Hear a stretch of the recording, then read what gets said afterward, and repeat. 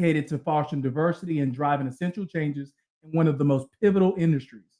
With a wealth of experience, she has significantly impacted the professional landscape by championing inclusivity and broadening opportunities through her visionary initiatives, Black Women in Clinical Research, also known as BWICR. Then there's also Black Men in Clinical Research, known as BMICR, and Minorities in Clinical Research, known as MICR. Danielle's efforts have opened doors for countless professionals and cultivated a supportive and empowering community within the clinical research sector. Under her leadership, these organizations have grown exponentially, boasting a combined membership of over 15,000 active participants. Her work is rooted in the mission to educate, empower, and support and help Black women, men, and minorities thrive in clinical research industry. Through BWICR, BMICR, and MICR, Danielle provides a platform for members to enhance their knowledge, expand their networks, and access invaluable resources tailored to their unique challenges and aspirations. She is committed to creating a more inclusive environment where diversity is celebrated and every individual contributions are recognized. Danielle's dedication extends beyond professional development. She emphasizes the importance of personal growth and well-being. Her initiatives include comprehensive support systems addressing mental health, leadership development, and work-life balance, ensuring members are equipped to excel professionally as well as personally. Driven by passion for equity and a vision for more diverse and dynamic clinical research industry, Danielle Mitchell, she continues to inspire and lead change. Her unwavering commitment to her mission has established her as a transformative figure in the field, paving the way for future generations of diverse clinical research professionals. Please put your hands together. Let's welcome Danielle Mitchell to the stage. What's up, Danielle? Good morning. Thank you. Thank you. Thank you for the introduction and thank you for having me. Listen, I'm blessed that you and I were able to connect. I love reading your background because your background sounds like super impressive. I'm like, all right, so there's so many different ways that we can go with this. You're helping men, you're helping women, you're creating opportunities for more minorities that look like us. And newsflash, if you're just listening to this, I need to point out that Danielle, she's a Black female, extremely accomplished, as well as, I'm a Black male. So the fact that we're on here collaborating together, talking about the impact that she's making within the clinical research field is extremely dope. And I'm extremely happy to have you on this podcast. So once again, welcome to the podcast. Thank you. So listen, I need to get to know you. I want to vibe with you. Help people understand. Introduce yourself personally. Yes. So my name is Danielle Mitchell. I am from Detroit, Michigan. And I started, oh my goodness, why am I messing up? Oh, okay. Let me start over. My name is Danielle Mitchell. I'm the CEO and founder of Black Women in Clinical Research. I am from Detroit, Michigan. I graduated from the Clark Atlanta University, and I started off wanting to go to medical school. And when I decided not to go to medical school, there weren't a lot of career options at the time. Some of my career choices was working in a lab or becoming a teacher. And I decided that I wanted to make a greater impact. So I first found out about clinical research at a pool party. I ran into a college classmate who told me she gets to work from home, she gets to travel. And I told her, how do I get started? And I just remember there being so many challenges with trying to get into the clinical research industry. Okay. So if we're putting a timestamp on this, how far back are we talking about where you attended this pool party? Oh, this was probably 2016. Yes. Okay. All right. So we're talking about at least 9 years from where we are today is where this journey began. All right. So that's a little bit about you personally. What about professionally? So wait, that was professional. That was it was your personal introduction. Okay, sorry. Yep, Okay. go ahead. So professionally with Black Women in Clinical Research, we have started an organization that is to support and to help Black women thrive in the clinical research industry. So we have over 20,000 Black women, Black men, and minorities that are in the network. And so we have conferences, we have a mentorship program. We want to give our members the tools and resources needed in order to be successful. So we have resume reviews, interview prep, mock interviews, career coaching, LinkedIn summaries. We want to help our community to be successful and to learn about these careers in clinical research. Listen, you said a lot already, so there's a lot to go on. I didn't even know that there was a network like what you have, where almost it sounds like a one-stop shop. I can go connect with you. There's over 20,000 other people who resemble me, who's interested and have a similar passion as me, and in order to advancement within clinical research. But 20,000 folks that look like us. I mean, is the demand that high, or you're just really good at marketing? No, the demand is that high. Clinical research is a secret industry. So a lot of times when people find out about clinical research, like myself, immediately interested and almost in a sense a little angry that I know for me that I didn't know about clinical research in my undergrad, and that there are so many things that you can do under the clinical research umbrella. So my grandmother had breast cancer, and I was able to become a breast cancer clinical research coordinator. So I Wow. got to help other Black women with breast cancer. So it really merged my love for science and research together. Listen, this is it's already super interesting, and I'm gonna go down some of these different misconceptions that your industry and other people that look like you face. But before we get into that, a lot of people, they want to tap in here. They want to listen to you. They want to look at you, and they want to say, you know what, she looks like me. Her story sounds similar to me. But I'm interested in facing or understanding some of those challenges or setbacks that you face progressing your career within the industry. So, can you shed some light on your hustle journey? Absolutely. So every clinical research role that I applied to, I was rejected. When I first decided to start my journey in the clinical research industry. So this wasn't easy at all. I thought to myself, why am I trying so hard to get into an industry that doesn't want me? So Hmm. I, began to think that I had to change my mindset because I had went through every other career under the biology umbrella. I did microbiology, I did clinical genetics. So I told myself this has to work and I'm going to get into this industry. So I went on clinicaltrials.gov and I Okay. began to cold call the clinical research sites and ask them, can I shadow? Can I do an internship? And it just so happened that one of the clinical trial sites was a Black owned clinical trial site. And I remember calling them up out the blue and saying, can I be a part of your organization? And they immediately, had me come in. I interviewed and I asked them what the next steps are. And they said, you have an internship.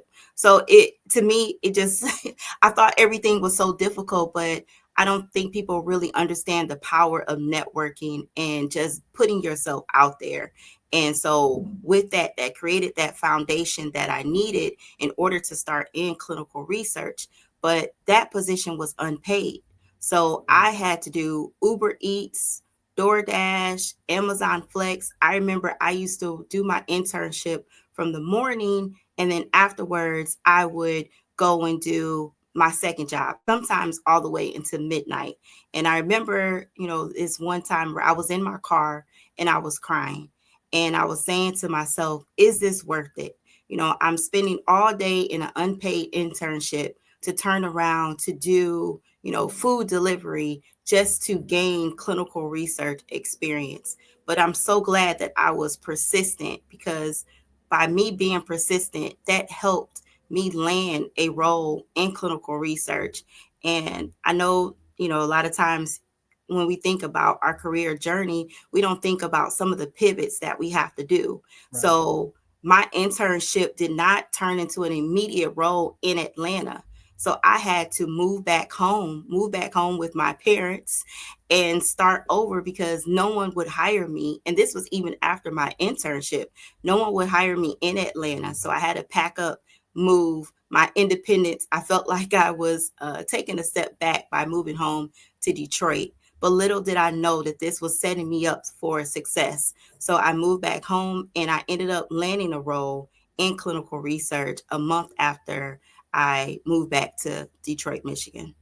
Oh wow! So your story is already inspirational within itself. So what I picked up on, you applied for multiple schools, you didn't get in. You decided, you know what, let me go directly to the research. You was able to connect with a Black clinical organization where you basically just direct messaged them and said, you know what, I'm interested in being an intern. They responded back to you and said, well, come on down. And so you jumped on board. You started navigating that path. And then afterwards, you still realized, you know what, I still don't have an employment, and I have to make another pivot. I got to go back and live with my parents, but nobody wants to go back and live with their parents, right? But it worked out for you. So a lot of that was talking. It sounds like resilience, right? We talked about the pivot, things like that. But what made you decide that, you know what, let me just reach out directly to them as opposed to just accepting, no for an answer and then doing something different? I don't take no. I've never in I'm just thinking about in all areas of my life, I've never taken no as the final answer. So no matter what obstacle that I have faced, I'm going to give it my all, and I'm going to think outside of the box to see maybe is there an opportunity. So I've done that, throughout my life, and I've never given up. And especially for, when it comes to my dreams and my passion, a no for me is fuel. And it motivates me to find a different path. And so I always tell, people to be persistent. Don't take no as a final answer. It could be no, but it's not no forever.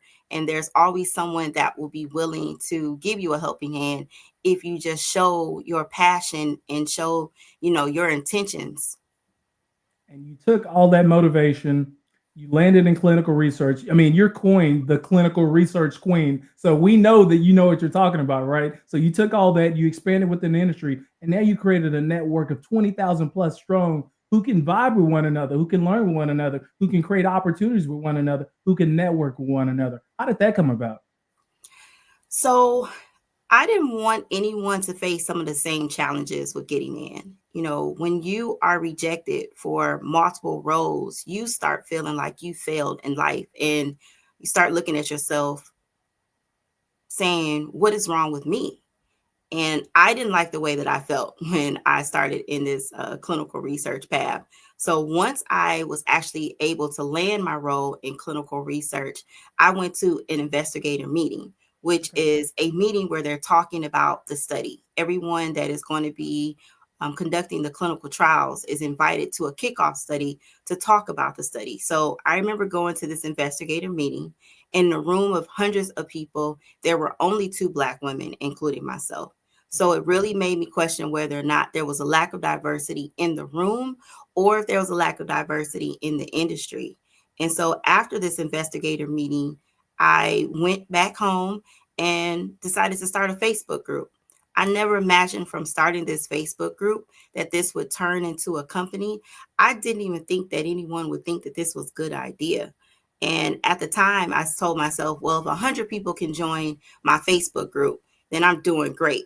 Right. And fast forward, that Facebook group has over 10,000 people in it. So Wow. I really knew that we had something that resonated with a lot of people. A lot of people wanted to get involved in clinical research, but just didn't really know how to navigate that. And so we've helped over 3,000 people receive jobs in the clinical research industry from our resources, from our connections to the CROs and the pharmaceutical companies. So you're not applying for roles expecting and hoping for the best. You're applying for roles knowing that you are a Black woman in clinical research member, and these companies have partnerships with us. So you also have access to their emails. So you no longer have to apply for roles, I would say, blind. Right. So it's almost like a direct contact. We can bypass the applicant tracking systems and I can go right to the source and say, hey, I'm making myself available for an opportunity. What do you have? How can we partner together and collaborate to grow? Right. Yes. That's pretty awesome. So you had mentioned that it was almost 9 years ago. It was at a pool party that someone kind of introduced you to, the whole clinical research realm. I was wondering before then, like, what was those aspirations as a kid? What were you thinking that you wanted to be when you grew up? I wanted to be a doctor. I helped deliver my little sister at 15 years old. So I told myself that I was going to be an OBGYN. Okay. That was my goal. And I remember I took a genetics class and my teacher told me, he told all the students, if you do not have a 4.0 GPA, then you need to get your McDonald's application ready. Wow. So that really, and I knew I wasn't a 4.0 student. Right, So right. I started thinking, I'm like, okay, so that kind of made me start thinking, okay, should I be thinking about other positions? And so, looking back, hindsight, I probably shouldn't have let that teacher steer me from being a doctor. My husband tells me I still should pursue medical school as well. So, you never know. I might go to medical school and Yeah. get that medical degree. But that was my passion of mine. I wanted to deliver babies. Wait, you know what? You said something huge, and I'm not going to gloss over this because people need to hear this story. You said you delivered your sister? Yes. So at 15 years old, and this is the thing, because my family knew that I wanted to be an OBGYN, Right. everyone started to invite me to the delivery room. So I was present for all of my cousins. I saw all of my cousins I saw them born. And Okay. so they had, like, my family was like, okay, you want to be an OBGYN? I was in there holding holding my aunt's foot and helping her. And so they really helped me see if this is the career that I wanted to do. But yes, I cut my sister's umbilical cord. I was helping my mom and calming her down and telling her to push, and just seeing that from a different perspective. And so I'm grateful for my family for allowing me to be in the delivery room. You're right, because not many families are going to let kids underage within the delivery room, let alone touch on your body while you're delivering a baby. Like, so what was that experience like for you firsthand? So it was like my mom had my sister so quickly. I just Right. couldn't understand how, my mom made it look easy. Okay. And I just remembered that after delivering my little sister and holding her in my arms, saying that, okay, this is it. I'm gonna be an OBGYN. I can do this. Wow, that's interesting. I would never thought to allow a 15-year-old into an operating room to deliver a kid, but that's really cool that you were able to get that experience, and then also learn from it. I'm interested in knowing, like, just for clarification, what do you do today? Help me understand exactly what you do today. So today I am meeting with CROs and pharmaceutical companies to discuss partnerships. I'm speaking at different conferences, different events. I'm planning meetups. We have a meetup happening in about 2 or 3 weeks in New York. So I'm bringing together clinical research professionals. I am behind the scenes a lot of times, making sure the day-to-day operation with Black women in clinical research is running smoothly. I am promoting our BWICR conference as well. And so it is just making sure that everything is running. Like, you see Black women in clinical research, Right. but I am behind the scenes making sure that everything is running smoothly with my team, and making sure that we are doing our career services, handling any type of issues that may arise. So I am just making sure that the engine is is running. Listen, if you've never looked at her LinkedIn page, you just go and look at like all of her accomplishments, like where she's at. Like it's packed. All the speaking engagements that you've done over the years, like you said, the conferences. Your LinkedIn page looks like a professional journey that people want to follow. In a similar path. So I would advise you, as quick as you can, check out her LinkedIn page, connect with her, and make sure that you know what this is the person that you use as a resource to help your career get to that next level. So if you're just joining, welcome to Health Hustle Chronicles, where the grind meets growth in the world of healthcare.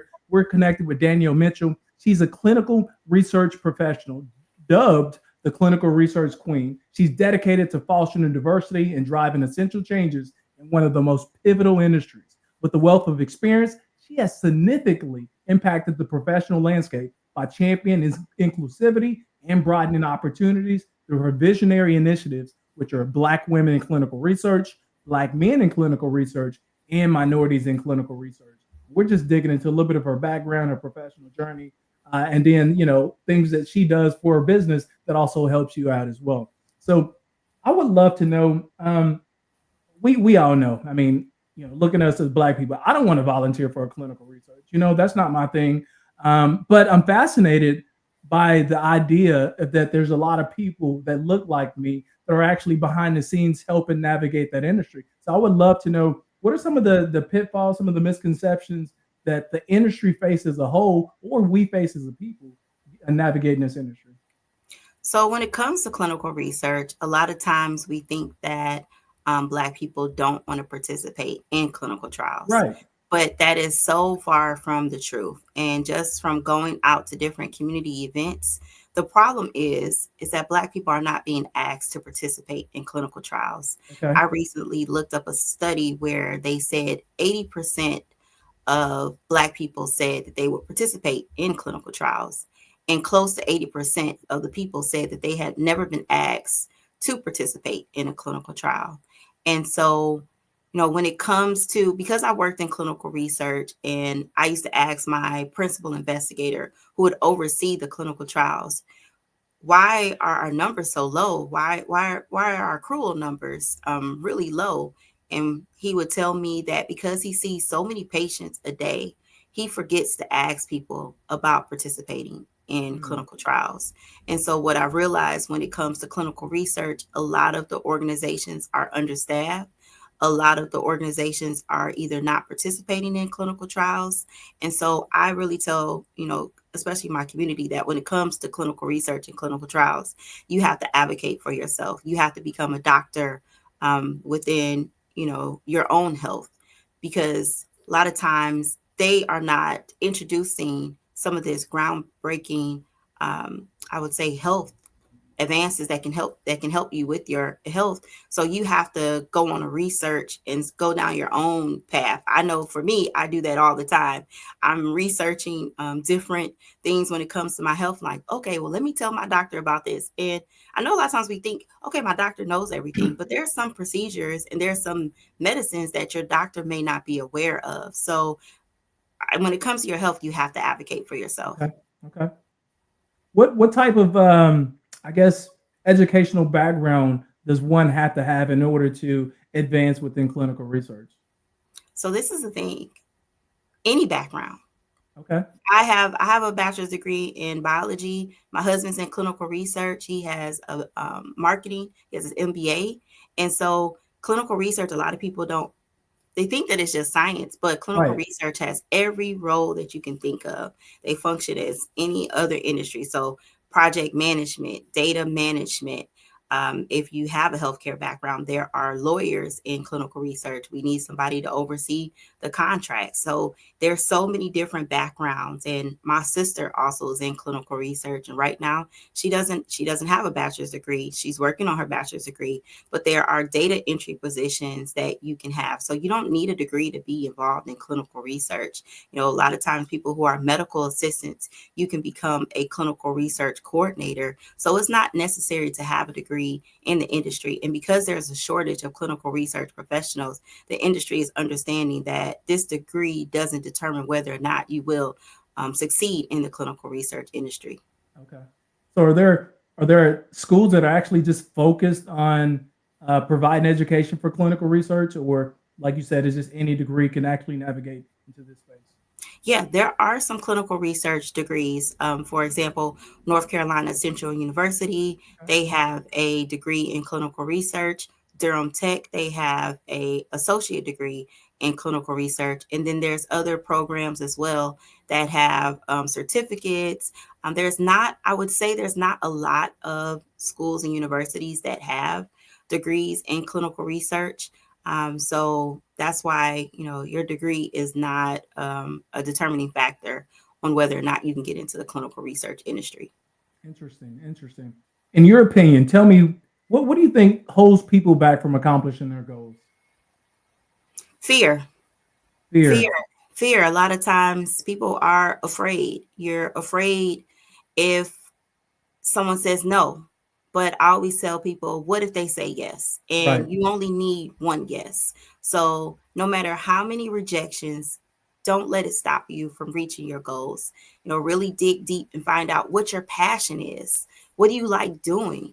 and really start from there. And I would just encourage people to, you know, not focus on your own path. And because a lot of times if you look at what other people are doing and compare yourself to other people, then sometimes it can paralyze you where you don't make a move. So as long as you are putting one foot in front of the other and just making steps towards your goals, and that's really necessary in order to be successful in any industry.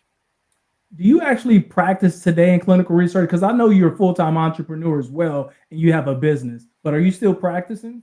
I am not. My Okay. husband gave me a nice little motivational push to tell me that I could be an entrepreneur. If it was up to me, I still probably would be working in the clinical research industry, but he believed in me before I thought that I could do this full time. So I'm extremely grateful. That's why it's important to have a positive and motivating spouse as well. So just from him being able to believe in me, that helped me to step out on faith and start BWICR full time. So tell us more about the company and the impact that your company's making. So, Black women in clinical research through LinkedIn. LinkedIn, I tell people, is a gold mine for networking. We have members that are located all over South Africa. I even connected members with in Spain.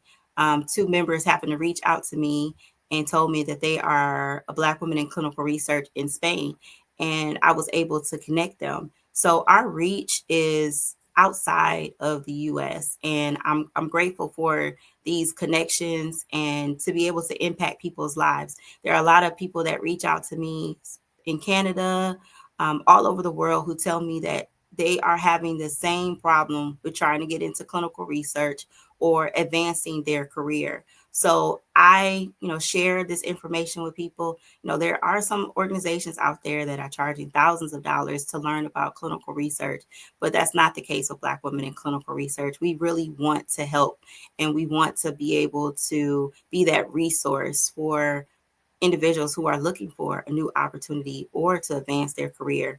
We also offer speaking opportunities to our members because we know that our voice is important, and it's also important to be at conferences where people can see us and hear from us as well. Yeah, I love that. I love that. So, I mean, and then the impact is basically having a collective community where they can vibe, learn from each other, become a resource network, and create opportunities, is what I'm understanding, right? Yes, creating And leaders. creating leaders. So, I Yes. mean, you said something. You mentioned that it took you forever to get accepted for an intern. You mentioned that a lot of other people that look like you, they struggle with that as well. Are the requirements just like overly high? Do you have to be like you mentioned before, like a 4.0 educational candidate in order to get in, or is it just lack of education is preventing people from being able to just fully advance within it? So the clinical research industry, a lot of the companies want you to have 2 years of experience. Okay, And so that was the problem that I had. How do I gain clinical research experience if no one hires me? sure, Where are these entry level roles? And a lot of times, even though they would say the roles were entry level, they would still want you to have experience, which right, I would think that's not entry level. So, what I also realized just looking at my challenges with getting into the clinical research industry, my resume was not equipped to enter into the clinical research industry. So, not having transferable skills and listed on my resume and not showing the recruiters and the hiring managers how my resume can fit with the role that they're hiring for. So, even if I don't have this direct experience, this is some experience that I have that will translate into this role. So once I was able to look at my resume and see how can I add these transferable skills, then the doors started opening. And so I also realized the same thing with my members with looking at their resumes. And that's why we started doing resume review services to make sure that their resume displayed their skills and that they were able to land this role. right. So what I'm picking up on, sometimes it's not necessarily the experience. A lot of it has to do with how you position yourself, how you tell your story on paper, and that's what your organization is able to help do as well. Craft a compelling intro for an applicant to be able to tell their story and the skills that they've already obtained and that they can have that are transferable that they can use within clinical research. Is that what I'm understanding? Yes. So, and we also, with interview prep as well. Some people Oh, have interview anxiety. I know yeah, I do. right. So, once I started, utilizing our own career services for myself, it Yeah, helped open the doors for me as well. So, thinking of the interview not as a test, but thinking of it as an opportunity to share my journey, who I am, yeah. and why I'm interested in this role, and even why I deserve this position as well. And also asking them questions about the company, making sure that it's a good fit. Right. You can't get in an interview and don't ask any questions. So you definitely want to make sure that you are asking questions and seeing, could I work here? I love that. We're preparing candidates both on paper, but also through opportunities where we can sit down and we can coach them. We can do mock interviews. We can fully prepare them, build up their energy level, build up their motivation, build up their just natural skill set of being able to interview. Even if you are someone who is not, extrovert, you're introverted, you can still connect with you and you're able to help them out as well. So, what advice would you give other professionals interested in joining the hustle? Meaning they're interested in navigating through this clinical space, or they're interested in connecting with your services. So I would tell people to reach out to us on LinkedIn, Instagram. We are on a lot of the social media channels. We also have an app for BWICR. So if you are interested in resources, we're sharing different training opportunities as well. We're talking about different um, like I guess I need to explain within the BWICR app, there are topics. So if you want to be a project manager, there's a topic. If you want to be a data manager, there's a topic for that. So we are really making sure within the BWICR app that you also are able to connect with people who share your same interests as well. So it really just depends on how much you want to be connected. If you want to connect on LinkedIn, or if you want more resources, then you can connect on the BWICR app. You've shared a lot about the process for clinical research. For the path to navigate that. You also talked about your speaking engagements. You talked about your Facebook group that has 10,000 plus, and then across LinkedIn plus you have over 20,000 engaged people that are interested in the clinical professional. You also talked about how your company is also global. You're connecting with people in Spain and other countries, including Canada. I'm interested in knowing how do you separate your personal life from your professional life? Because there's a lot going on. So I don't know if I can really separate it because my husband works with me. So we're, clinical research is a part of my personal life and professional life. So wherever I go, I am a walking clinical research advertisement, whether it's church. I have on my clinical research apparel. So I haven't done a great job of really separating it because it is a part of my personal life. So but I think that has really helped me and also has helped my family as well with learning about clinical research. So I'm okay with it intertwining. Okay. Um, but, sometimes I do take a whole month off in December, Okay. That's even nice. though I try to, but I still get messages. Sure. I try and do something where it's because I'm working all the time. Right. So I try and do something where I can take time away. My birthday's in December. That's usually the only time kind of where there's not as much clinical research going on. Okay. So we get to celebrate the whole month of December. I love it. Yes, I love my it. wedding, I'm gonna say my wedding anniversary, so I just figured let me just go ahead, and then it's slow during December. So Okay. So outside of work, because we already know you're in demand, but outside of work, is there passion projects or things that you work on that are separate from what you shared with me that you would like to share with the rest of the world? I didn't really talk about my passion for telling college students about careers in clinical research. Okay. And so I'm going back to Clark Atlanta University this month to tell students this is my first time in person that I am talking just about clinical research with the biology students.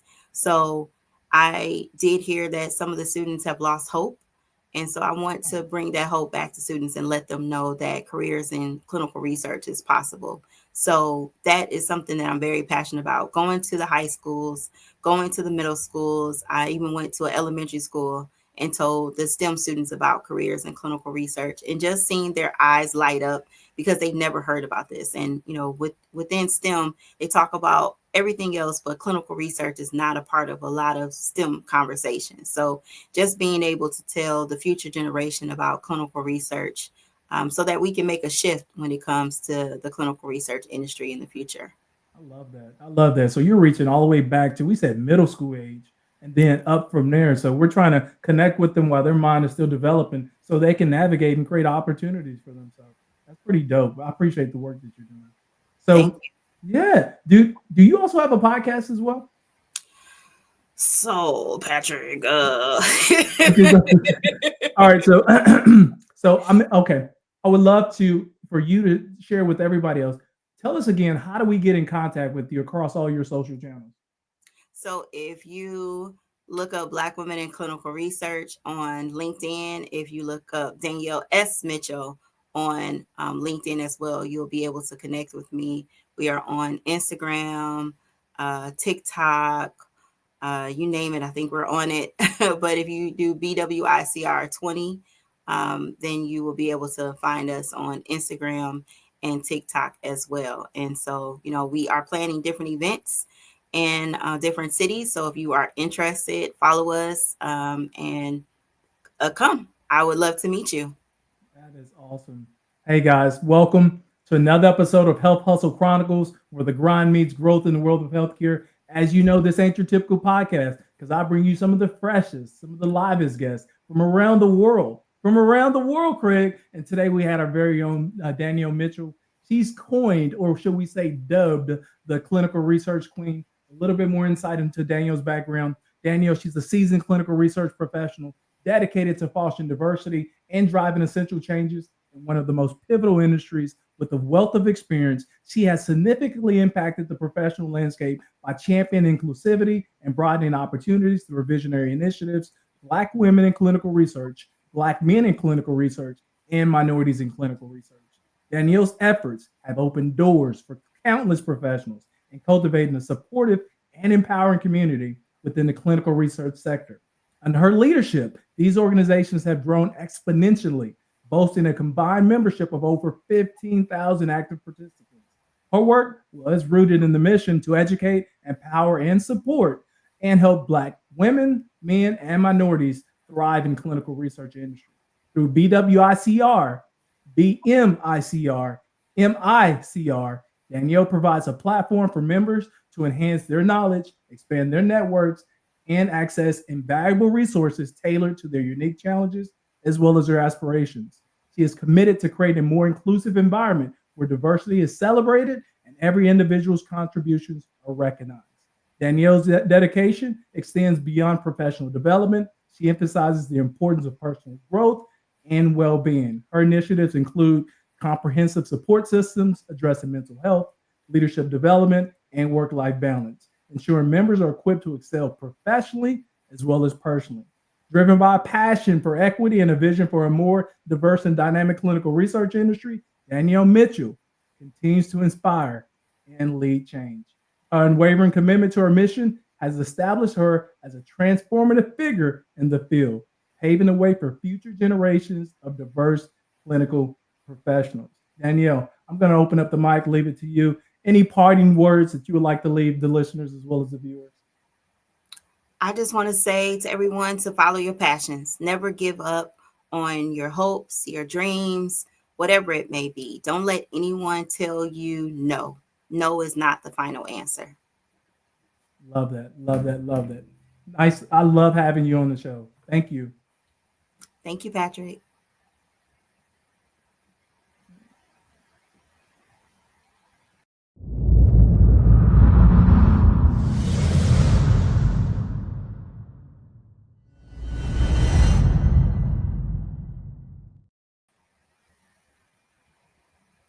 Oh.